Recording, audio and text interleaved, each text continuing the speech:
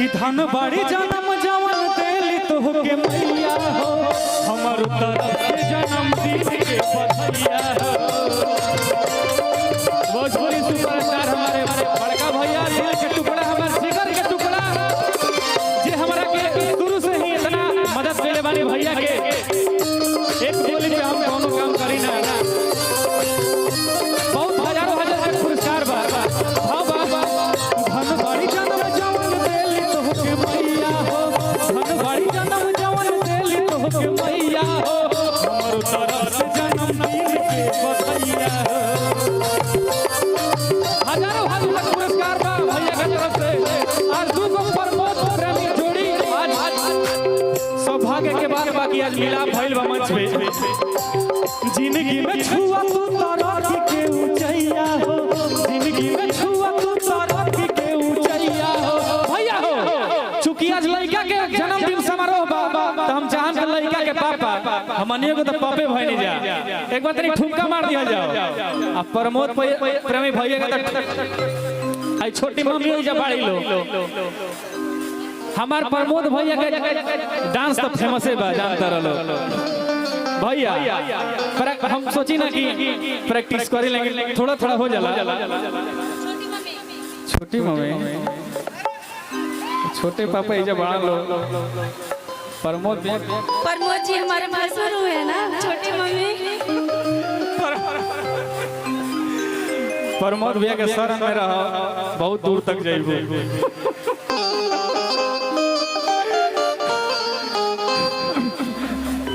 चला जन्मदिन के तो गीत हो गई का हो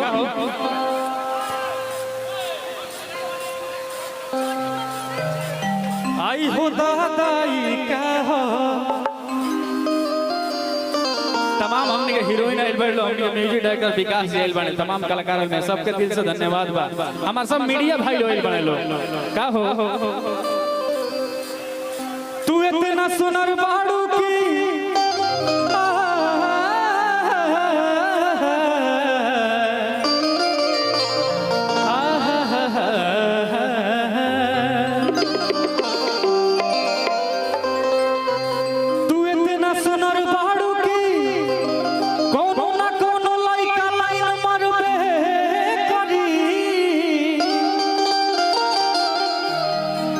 जब है गाछी पफर धइले बात कबो न कबो मसकबे करी। तमाम गाना के आप लोग हिट बनोले बानी लेकिन उहे गाना जौन के हर लगा में आप लोग बजावे नहीं जा का जाने कैसन सैया मार देले आज तक दवाई चलता का कहता। शत्रुघ्न प्रसाद जी की तरफ से बहुत सारा पुरस्कार बा। सोनू भैया प्रमोद भैया भाभी मान जान करे लो एने हो ए हौ कहां बाड़ी हमने के दिव्या मैम हाय तमाम आतना नहीं जे हीरोइन आगुल बड़ी लोग एकरा के हम कहीं उहे गाना कब अरे की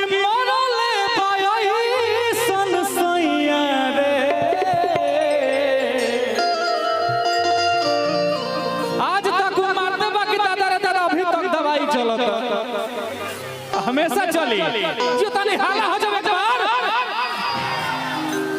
अरे की मरले पाई सन सैया रे अरे तो पटना से चलता दवाई है रे पटना से चलता दवाई है।